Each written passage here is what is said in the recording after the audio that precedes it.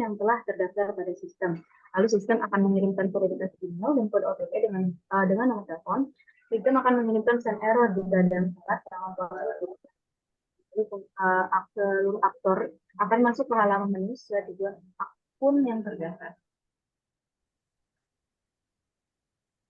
Fitur yang ketiga adalah pengecekan status hilang, di mana aktor di sini adalah pengguna. Tujuannya untuk memeriksa status hilang. Diskusinya masyarakat yang dalam hal ini melakukan pengecekan status hilang. Jika terdapat surat hilang, ada sesuatu yang lebih lanjut tentang informasi detail hilang. Aktornya yang pertama seperti masyarakat mengecek status hilang dengan memasukkan nomor SKSK di kolom pencarian. Lalu masyarakat menggunakan rincian untuk mendapatkan informasi hilang dan sistem mengambil data yang telah diolah kedapatan dan undian, lalu menampilkan rincian informasi hilang yang diminta.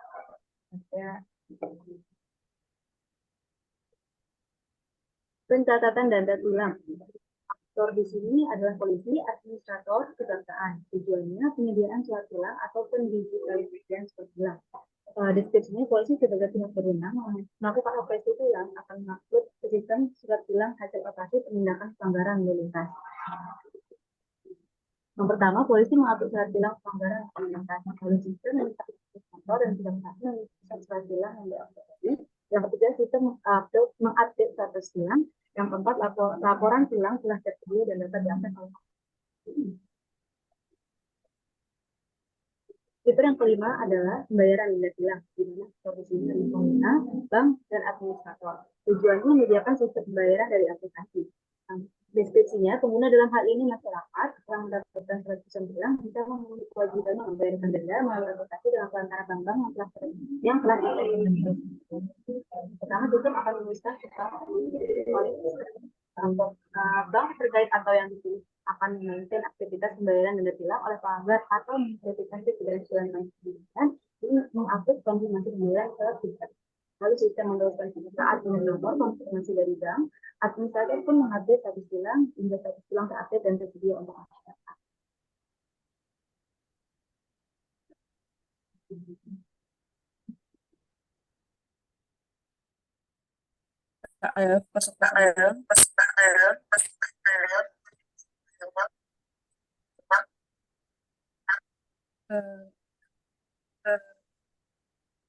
Mengenai pengelolaan tuntutan hilang.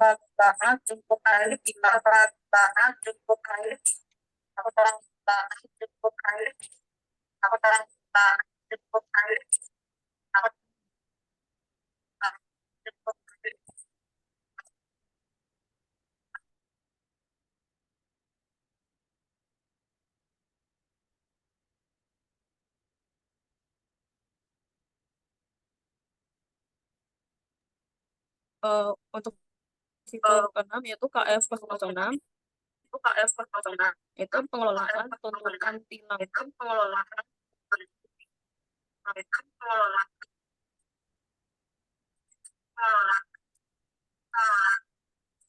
Di sini terdapat aktornya yaitu administrasi kejaksaan,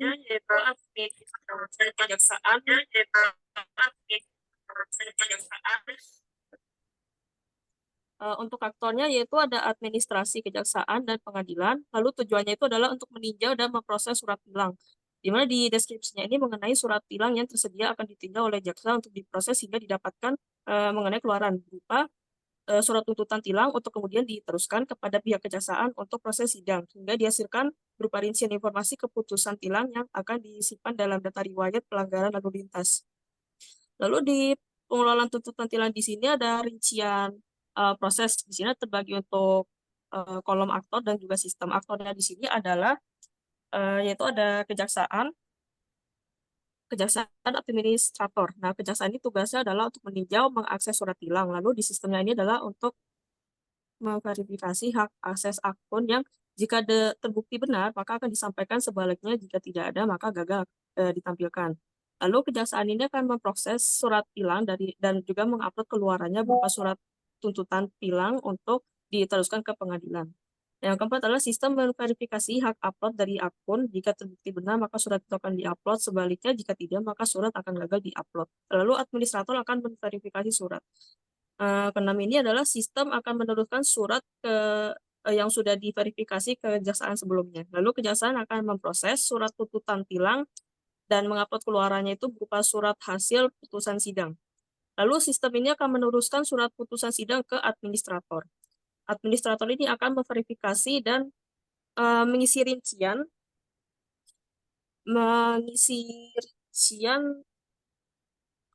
memverifikasi dan mengisi rincian informasi tilang yang di dalamnya terdapat waktu, jenis pelanggaran, dan jumlah denda yang harus dibayarkan terpidana pelanggar lalu lintas.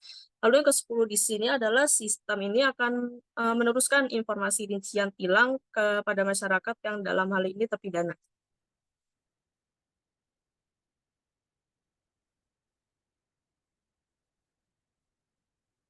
Lalu untuk fitur Q7 dengan kode KF007 yaitu berupa laporan dan analisis, di mana aktornya di sini adalah berupa administrator dengan tujuannya itu adalah membuat dan melihat laporan dan analisis.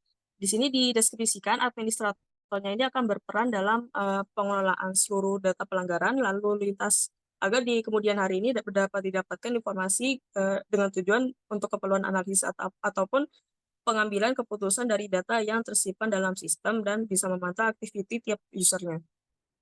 Lalu di sini rincian prosesnya adalah aktor dan juga sistem aktornya ini kan memilih laporan dan analisis pelanggaran tilang. Lalu sistemnya adalah memberikan laporan hasil analisis pelanggaran. Lalu ketiga adalah melihat dan memeriksa laporan hasil analisis untuk penerima.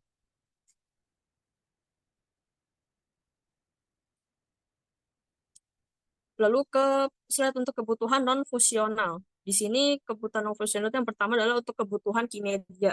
Di sini kebutuhan kinerja yang perlu diperhatikan ada 4 poin. Yang terpenting ada responsif. Responsif itu berarti sistem harus memberikan respon yang cepat dan tanggap terhadap permintaan pengguna dengan waktu respon optimal untuk memastikan pengalaman pengguna ini dengan baik. Lalu kedua kapasitas, yaitu sistem harus mampu menangani lalu lintas tinggi selama puncak penggunaan, seperti misalnya saat pengumuman e-tilang.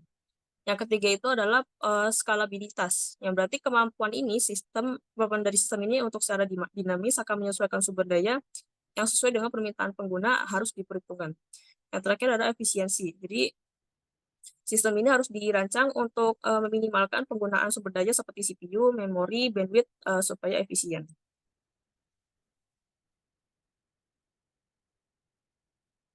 Lalu yang kedua adalah kebutuhan keamanan. Di sini ada 4 poin juga. Yang pertama adalah proteksi data, yaitu data pribadi dan informasi tilang itu harus terlindungi dengan baik dari akses yang tidak sah. Yang kedua adalah otorisasi, yaitu hanya pengguna yang memiliki wewenang atau hak yang dapat mengakses data kritis, misalnya catatan pelanggaran lalu lintas. Yang ketiga adalah enkripsi, yaitu data yang ditransmisikan ini antara pengguna dan sistem harus dienkripsi dengan standar keamanan yang tinggi. Yang terakhir ada audit log. Audit log di sini artinya adalah sistem e-tilang ini harus mencatat semua aktivitas pengguna dan menyimpan log audit untuk tujuan pengawasan dan investigasi.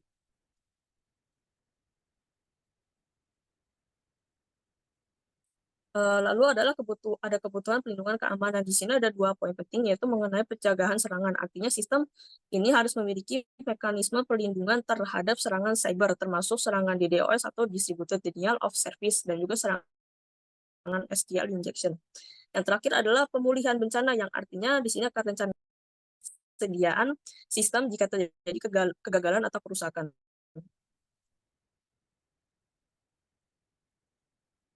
Lalu yang terakhir dari kebutuhan non-fungsional itu adalah atribut kualitas software atau perangkat lunak. Yang pertama poinnya itu keterandalan, artinya sistem ini harus berjalan dengan tingkat keterandalan yang tinggi dan minim kesalahan yang dapat mengganggu layanan.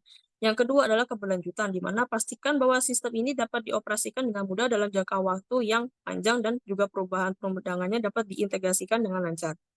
Yang ketiga adalah pemeliharaan, yaitu sistem ini harus dirancang dengan cara yang dengan tujuan bisa memudahkan pemeliharaan dan pembaruan atau upgrade dari softwarenya. Lalu yang terakhir adalah interoperabilitas, yang artinya adalah sistem ini harus dapat berintegrasi dengan baik dengan sistem lain yang digunakan oleh lembaga penegak hukum dan pihak terkait. Sekian dari presentasi. Mohon maaf atas kurang lebih dari pertanyaan kami. Kami pamit undur diri. Wassalamualaikum warahmatullahi wabarakatuh.